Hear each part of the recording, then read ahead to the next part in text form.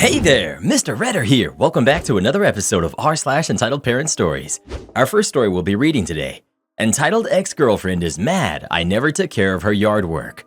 After that, am I the jerk for returning my daughter's birthday cake after I discovered that my wife made changes to it? And after that, won a lawsuit against a guy who tried to force me out of business because I broke his local monopoly. Now for every thumbs up this video gets, one Karen does not get to make anyone do her yard work. That lawn ain't gonna mow itself, Reddit boy. So please smash that like button and subscribe and turn on notifications for new stories from Reddit every single day. Entitled Ex-Girlfriend is mad I never took care of her yard work. This was close to 2 weeks ago, and honestly, I still can't believe it. She broke up with me because she asked me to buy her some resin, and I did, but it was not enough resin, so she complained to me. I didn't respond because I was driving at the time, and the car that I was driving was the company car that has a camera in it that faces the driver. So as I continued to not read the messages, she continued to text me. First, she called me cheap and said that she was tired of dealing with men, that we're all cheap, we don't listen, and I don't appreciate her. She hasn't had a job since May of this year. When I visit, I tend to pay for her Subway. I didn't mind at first because she would cook something and she's a great cook, but over time she stopped cooking and I was paying for more dinners. She lost her crap when I made it clear that I didn't like the idea of spending $90 on one DoorDash meal. While she's chewing me out for the wrong resin, while she's chewing me out for not wanting to spend $90 on a meal for her, she brings up other issues. I let her starve for 3 days. She was forced to drink tea while she fed hot dogs to her dog. I made dinner at home and invited her over, and I told her that all the leftovers were hers to take home. She turned me down. Sorry, if you're turning down free food, I don't believe that you're starving. When I brought this up, she said, "Why should I drive to your place when you can just order me pizza? I'm doing what I can to save money. Why should I have to eat at home to save money while paying for DoorDash for someone else?" I didn't get any dog food for her dog. Honestly, I didn't get things were that bad. Her hot water heater leaked and flooded her garage. She complained that I wasn't there to clean up, nor did I do anything to help her with her hot water heater replacement. I used to do apartment maintenance and hot water replacements were frequent, but installing it for her wasn't enough. She believed that I should also buy a new one for her. She complained that I didn't do any yard work. First, she never even asked me to. Second, it isn't my yard, so why would it be my responsibility? Finally, why am I going to spend my week working and then go to her place on the weekend and mow her yard for her? She complained that I allowed her, my woman, to spend her money on a yard service. Not my yard, not my problem. When my lease was up, she invited me to move in with her and pay her rent. She said it would have saved me money. It would not have saved me any money, but would have actually cost me a fortune in yard work, home repairs, groceries, and DoorDash. I've been saving up for a house. She's thrown this at me, said that it was a mistake for me to do so, explaining that if I can't afford her, then I can't afford a house. I'm looking at a tiny home, not a palace. She decided that my company should be making training videos. She wanted to be the one hired to make these videos. After insulting me, my boss, and my company, calling us antiquated, she demanded that we book her for videos that no one is asking to be made, and she is also someone with no experience making training videos. She complained that because of me and my cheapness, she's having to sell her motorcycle. The very same motorcycle that I never saw her ride or even touch. The same motorcycle that was covered in cobwebs. I haven't heard from her in over a week. She spent a few days sending me angry texts about how I did her over by not giving her money for anything she asked for. She often complained throughout our entire relationship about how people would just ghost her. I think I know why. She would often complain about how people would not be available on her schedule to help her with her website and web store. We all have jobs. People ghosted her from her company because we can't work 8 hours or more a day for 40 hours or more a week and then deal with her demands. Am I the jerk for returning my daughter's birthday cake after I discovered that my wife had made changes to it? I, 37 male, have a daughter who's now 13, Olivia, from my former relationship. Currently, I'm married to my wife who has a daughter, Brittany, who's 16. So, Brittany is the opposite of Olivia. For example, Brittany is a social kid, Olivia is introverted. The list is long, but they're just the complete opposite. Olivia's 13th birthday was 2 days ago. She loves chocolate, and I decided this is the flavor I was going to go with when I contacted the bakery. However, my wife objected since Brittany absolutely hates chocolate and suggested we go with vanilla. I said no way, because for one, Olivia hates vanilla, and it's also her birthday, so she gets to have her cake with her favorite flavor.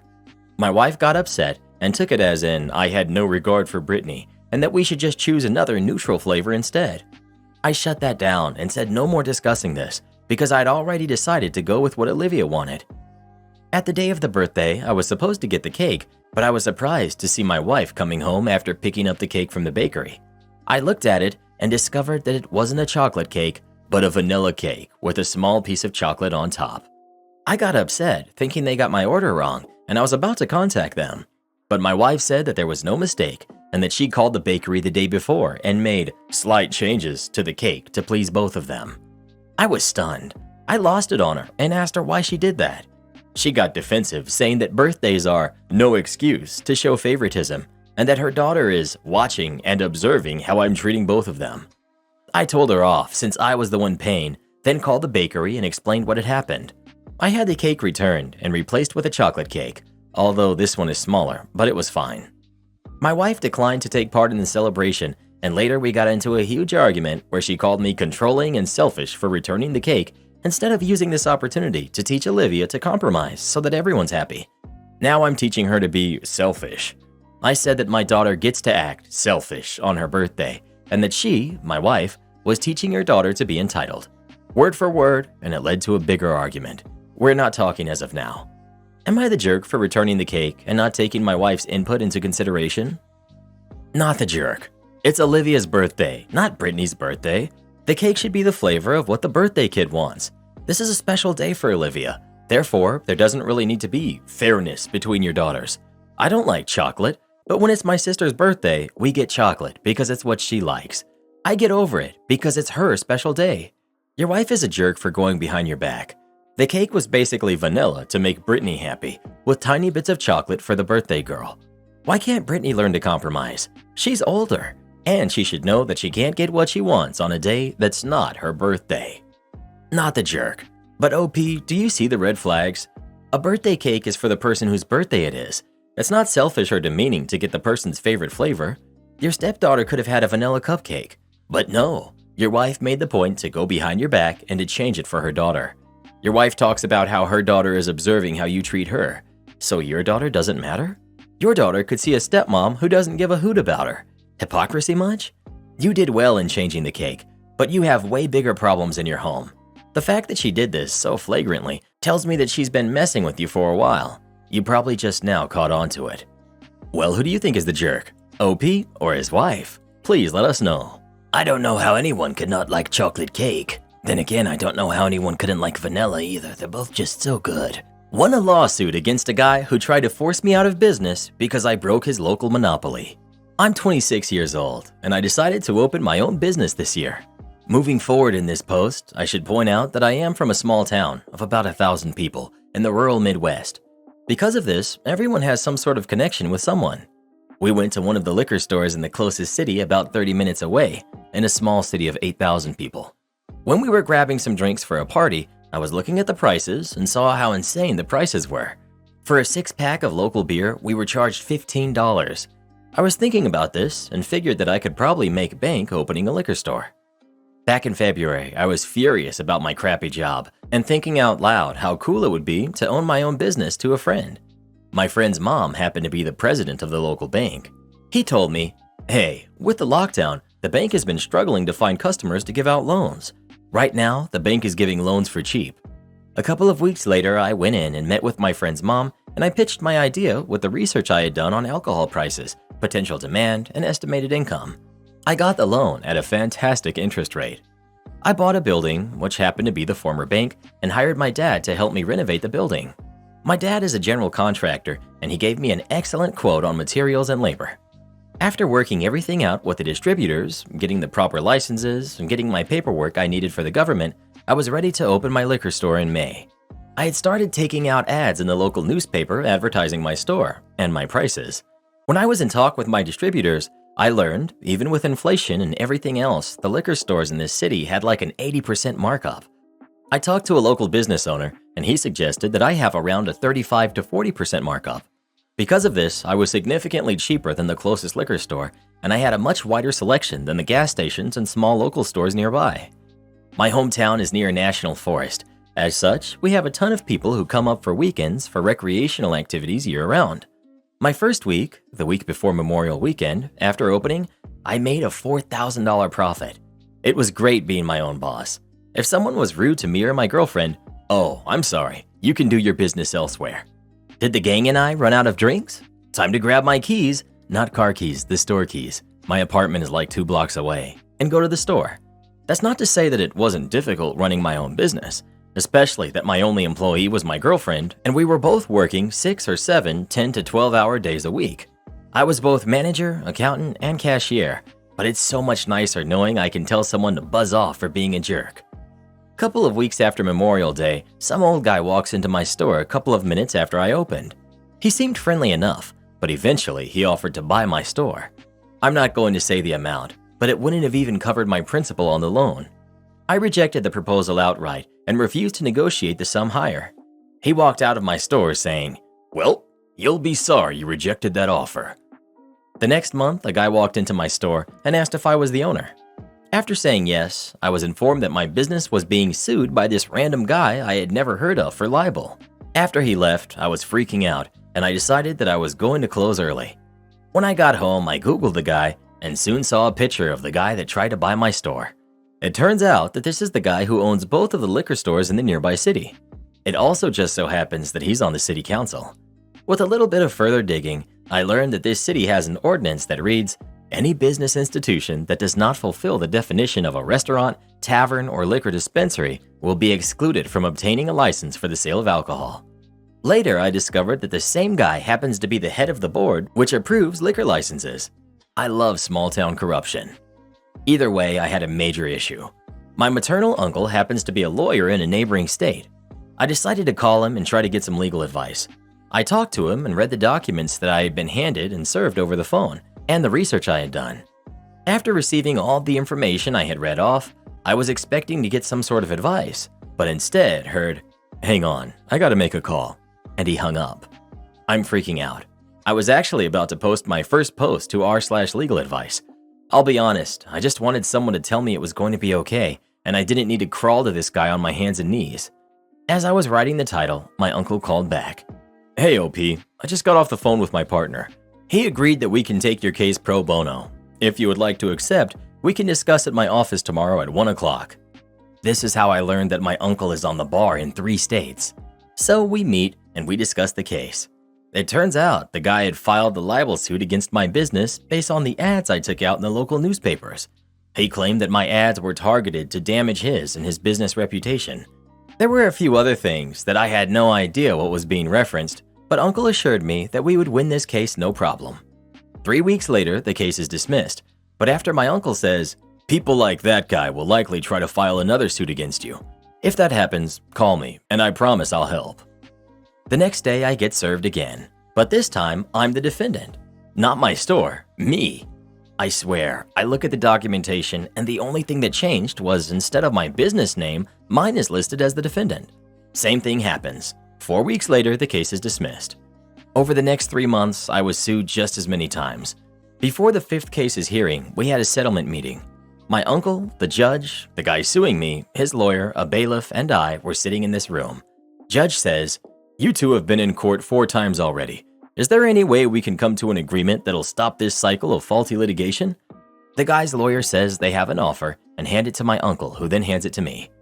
It essentially read that he'll stop all litigation if I sell my business for about 30% of the remaining loan principal.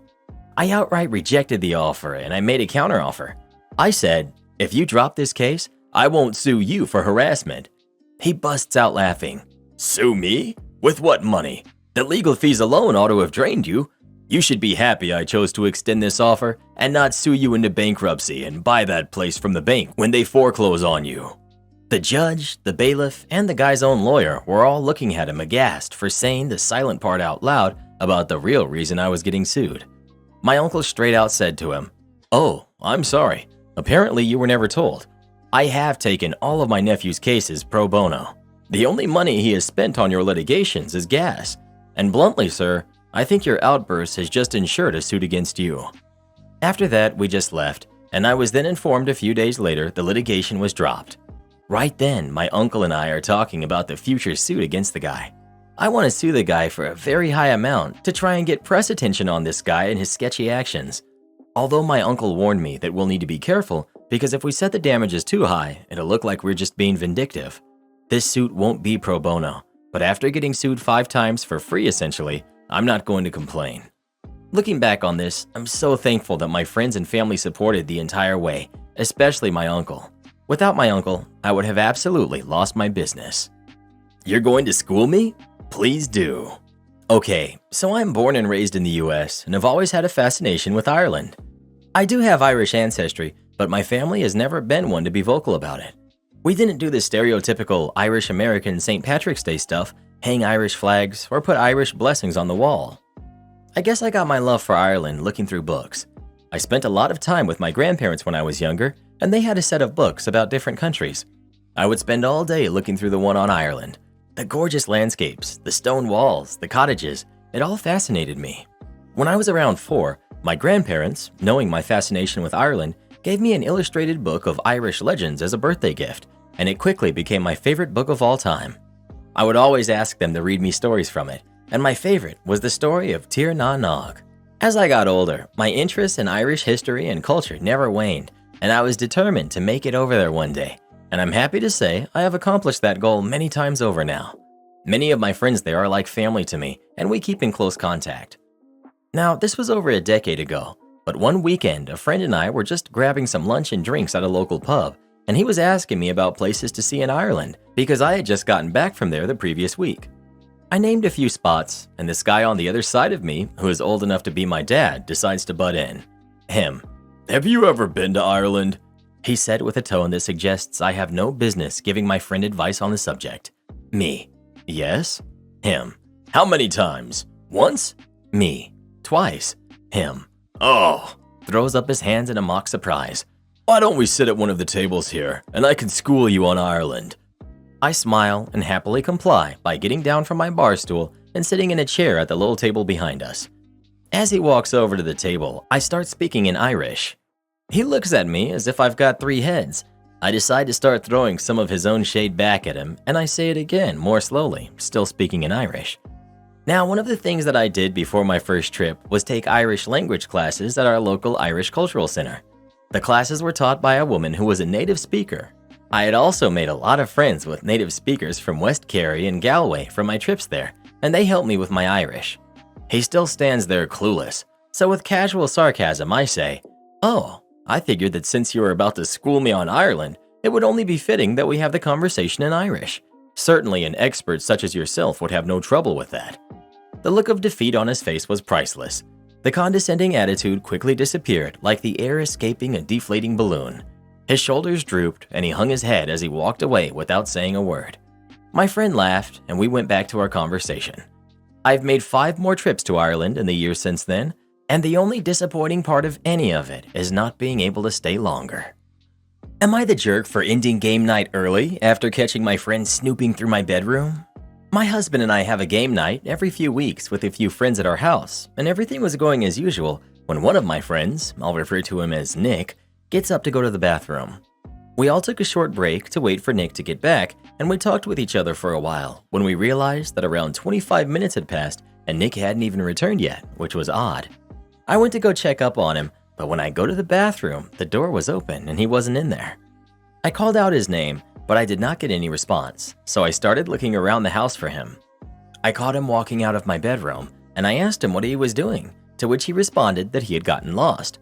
By the way, there is no bathroom connected to my bedroom, so that isn't what he was in there for. I found it hard to believe that he would have gotten lost as, A, my house is not large enough to where someone could get lost for over 25 minutes realistically. B, he had gone to the bathroom during our last game night, which was only a few weeks earlier, and while he could have forgotten where it was then, C, he could have just asked us where the bathroom was. I was starting to get angry at Nick during our conversation because I knew he was lying to me, and I kicked him out of the house. I ended up canceling the rest of the game night after explaining to everyone what happened, since neither me or my husband were in the right mood to continue.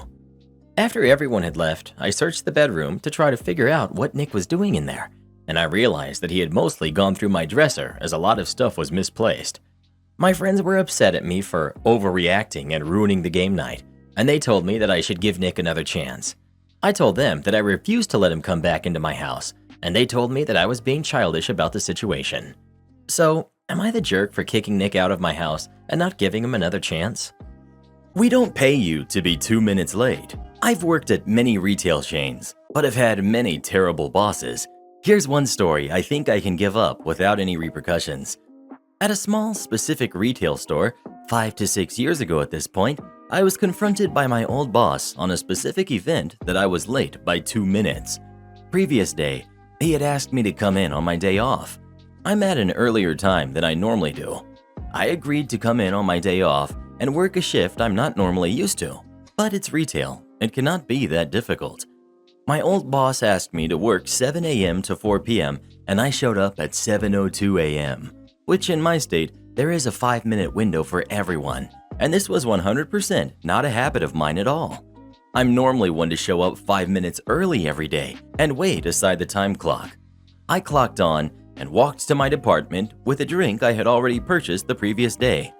As I walked into the department, the manager greeted me, then said, "When I schedule you at 7 a.m., I expect you to be in department by 7 a.m., not a minute later. We can't pay you to clock in, buy something, and then start working. Over the course of a year, that adds up to hundreds of dollars of lost labor for one individual." I told my old boss that my drink was from the previous day and that I just clocked in 2 minutes late. My old boss replied with, "That's not my problem. You need to plan better. You were scheduled at 7, and we are losing cost of labor each minute you are not here. Be in department at scheduled time." Which is not true. I spoke regularly with a payroll employee, and she explained to me quite some time prior that the company does not pay you 3 minutes before or after your scheduled time. So if you clock on at 7 a.m., you are not getting paid until 7:03 a.m. If you clock on at 6:57 a.m., you are not getting paid until 7 a.m. Same for when you return from lunch. However, if you clock on at 7:04, after that 3-minute window, you begin getting paid immediately that minute. My boss was right. I need to plan better. I asked for a printout of my timestamps going back as far as they had record of, and I tallied up each day that I had arrived 3 minutes early and did not get paid for it. I counted well over 330 minutes within a 3-month span that I was not getting paid for, which ended up being a little over $110. I gave my old boss a copy and said, "You can pay me for these dates where I was in department on the dot without getting paid for it." My old boss then replied, "That's not how our company policy works." He then went into detail to explain to me exactly what I had already known and gave him a copy of.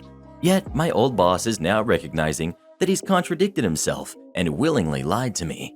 When everything clicked in his head that he's contradicting himself, it was far too obvious because his face went bright red and he started smiling. In my opinion, like he had been caught. My old boss: "Well, you know the policy. We can't pay you for that." Me: "Then I will begin my shift when I am getting paid, not the minute you schedule me. It's not like you're losing labor if you're not even paying the employees that window of time. Schedule me at 7 if you like, but I will not be clocking in until 4 minutes after the scheduled time, as you will not be losing any cost of labor for it, and I will not be losing pay over your personal policy." For about 3 weeks, I clocked in 4 minutes late every day, no matter how early I arrived. I eventually got a warning from the building's HR that it's riding the line and very close to getting a write-up and down the discipline road. I explained to her the entire story, as she seemingly did not like the manager of mine either. She laughed pretty hard at the whole thing and offered me a department transfer with a higher pay. She reminded me that my behavior was listed under a category that could get me terminated and thought the transfer would be a fresh start. Instead, I put in my 2 weeks notice and thanked her for the wonderful opportunity. The funniest part of all of this, years later I saw my old manager working at a new chain in a similar position to what he was doing when I worked for him. He smiled and waved. I smiled and waved and continued on. As time went on, I also bumped into the old HR manager who was working in an entirely different field. I asked her why my old boss left that company. She laughed and said, "He didn't leave. We fired him for time theft." Apparently, my old boss would take a lunch, leave the building, and never clock out for it. Entitled friend calls her parents toxic because they want her to get a job. My friend and I are both 20. I'm on summer break from college and I have a job at a local grocery store that I work at during the summer. My friend is not in college and doesn't work. She's only ever had one job that she lasted a month at before getting fired for hooking up with a coworker in the bathroom and smoking in the break room. Also, mouthing off to everyone constantly. There were so many complaints against her. She constantly complains to me about how toxic her parents are. They yell at her because she doesn't have a job. She stays up all night with her boyfriend. They're loud. They sleep until 3 to 4 p.m. every day. For not being in college, for always running her mouth at them and screaming at them. She leaves messes everywhere and complains about her parents yelling at her to keep the house clean, stuff like that. Her boyfriend also lives in her room. He does work part-time, 5 p.m. to 1 a.m., and she complains to me that she's lonely when he's at work. She also gets mad at me when I'm on my days off from work for not hanging out with her every single time. I like to have time to myself. She told me that her parents said she has until July 31st to find a job or she's getting kicked out. She's known about this since last month. She keeps using the excuse of having social and driving anxiety, and that's why she can't work. Social anxiety? But she goes to parties. Driving anxiety? She drove to an amusement park that was 4 hours away earlier this year. She also keeps using the excuse that everyone around here is requiring experience.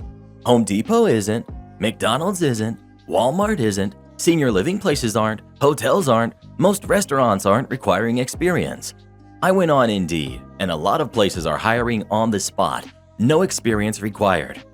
When I brought that to her attention, she said she doesn't want to be seen at McDonald's, Walmart, or most places I mentioned, and it's embarrassing. She said, only dumb people work there. I told her, well, you can't exactly be picky about where you want to work. You have no experience. You have until July 31st to find a job. Unless you want to be homeless, I would start applying everywhere if I were you. She said both of her parents have master's degrees and make a lot of money. There's no reason for her to work, and they are being unfair. I told her that they worked hard to get their master's degrees, and that's not a good attitude to have. Don't you want to eventually be able to move out and have your own money? She said no, she doesn't want to move out into a crappy apartment, and she likes her parents' massive house. I said, well, if you don't get a job, you won't be living there much longer, and she started yelling at me. She asked if she can stay with me if she gets kicked out, and I said no, that won't be happening, because I will be going back to college in August. She started yelling at me and calling me names. Also, she's called my parents' house trash before, so why would she even want to live there? She sent me videos of her screaming at her parents because they won't give her money when we do hang out. She wants me to pay for her. I don't pay for her and suggest free things which she doesn't like. She calls me a cheap jerk, and I tell her to get a job if she wants to do things she can't afford. She then starts screaming and complaining about her parents being toxic. She doesn't think she should have to clean around the house and that it's their house. If they want it clean, then hire a maid. I said, but you live there rent-free and you're home all the time. The least you could do is some light cleaning and keep your personal space clean. I work and I have to keep my room clean and do chores around the house. And she said, that's because your parents are poorer than mine. Mine can hire a maid. If I was in her position and I didn't want to be in the streets, I would be applying everywhere, and I would be grateful that my parents haven't kicked me out yet. Numerous people have stopped being her friend because she's so mean and dumps all of her issues on them and constantly plays the victim. It's never her. They are always the problem. She just says that they're terrible people, their loss, and moves on. She doesn't care. She also makes fun of me because I've never had a boyfriend, and she always brags about her boyfriend and their life. She also thinks it's weird because I don't like to get drunk and go to parties. I just don't like parties. They aren't my thing. She said she can't wait until she turns 21 because then she gets to go to clubs. Apparently, I seriously do question myself why I'm friends with her a lot, and I can't wait to go back to college to get away from her. I go to college out of state, so I don't have to deal with her for most of the year. I mean, she does reach out, but I don't respond that often because I'm busy. Am I the jerk for getting mad at my girlfriend for destroying my farm? Backstory. I, 22, male, and my girlfriend, 24, female, have been together for 6 years. We both like video games, but I play more than her for the following reasons. 1. She gets nauseous while playing games that have a lot of camera movement. 2. She doesn't have a lot of time. She works about 60 hours a week. 3. She doesn't purchase games. She has to help her family with bills. We've been wanting to play together for a long time, so I tried helping her. I gave her my Xbox a few years ago, and last year I bought her a laptop and shared my Steam account with her. But again, she hasn't been able to play because of the reasons mentioned earlier. Story.